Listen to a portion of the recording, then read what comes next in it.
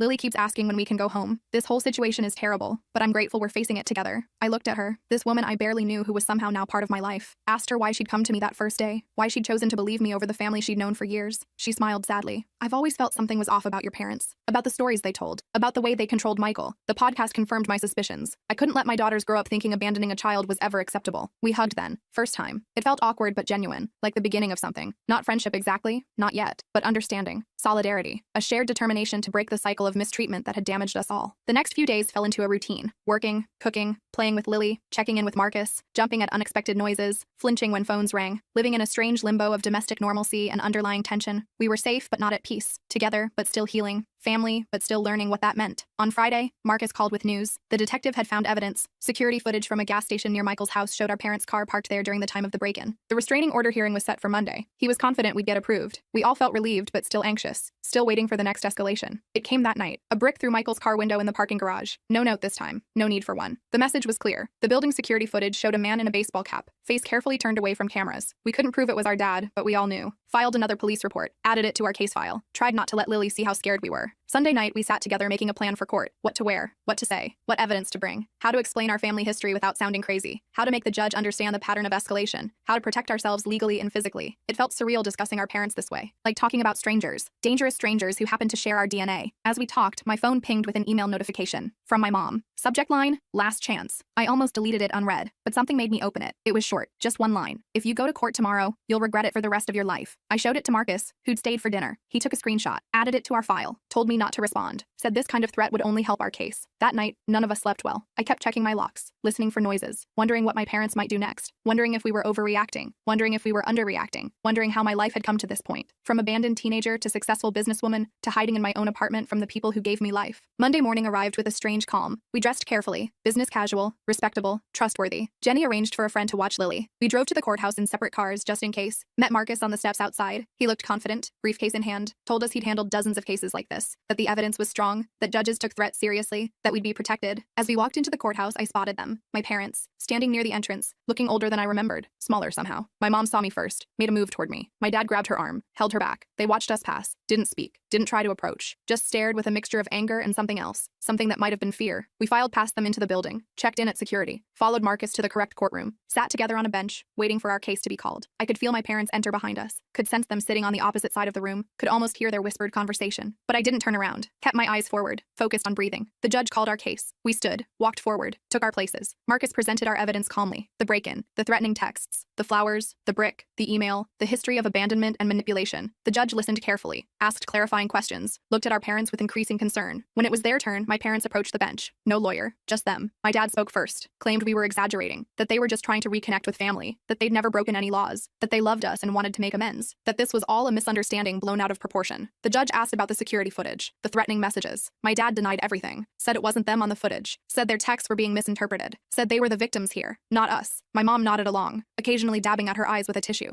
Then the judge asked them directly about abandoning me at 17. My dad hesitated, started talking about troubled teens, about difficult decisions, about doing what they thought was best. The judge cut him off, asked again, directly, "Did you leave your minor child alone and move to another state?" My dad looked down, mumbled something about financial hardship. The judge's expression hardened. After hearing both sides, the judge granted our restraining orders. 3 years, no contact, no approaching our homes or workplaces, no messages through third parties. Any violation would result in immediate arrest. My parents looked stunned, like they couldn't believe this was happening, like they'd never faced consequences before. As we left the courtroom, my mom called my name, just once, softly. I kept walking, didn't look back, felt a weight lifting with each step. Not healing, not yet, but the beginning of it. The first real boundary that couldn't be crossed without serious consequences. Outside, Marcus shook all our hands, said we'd done well, said the orders were solid, said to call him immediately if there were any violations, said he was proud of us for standing up for ourselves. We thanked him, feeling dazed but relieved, like survivors of a natural disaster, blinking in the sunlight. Michael hugged me on the courthouse steps, a real hug this time. "I'm sorry, Emma," he said, voice breaking, "for everything, for not protecting you then, for not finding you sooner, for believing their lies, for bringing this chaos back into your life." I hugged him back, told him we were going to be okay, that we had each other now, that we could build something new, something better. As we walked to our cars, I felt my phone buzz, a text from an unknown number. I almost didn't check it, but when I did, I felt a chill. It was a photo of Lily at her friend's house, playing in the backyard, unaware she was being watched. Below it, just 4 words: "This isn't over yet." I showed Michael the text immediately. His face went white. He called Jenny, who was already on her way to pick up Lily. I told them to meet us at my apartment. Then I called Marcus from the car, my hands shaking so bad I could barely hold the phone. He told me to forward him the text and drive straight home, said he'd call the police and meet us there, said this was a clear violation of the restraining order, said to stay calm but vigilant. The drive back felt like it took forever. I kept checking my mirrors, paranoid my parents were following me. When I finally pulled into my building's garage, I sat in my car for a minute just breathing, trying to get my poop together before facing Michael and Jenny. They needed me to be strong right now. I found them already in my apartment, Jenny clutching Lily like she might disappear. The poor kid looked confused and scared. Michael was pacing, running his hands through his hair over and over. I showed them the text. Jenny started crying,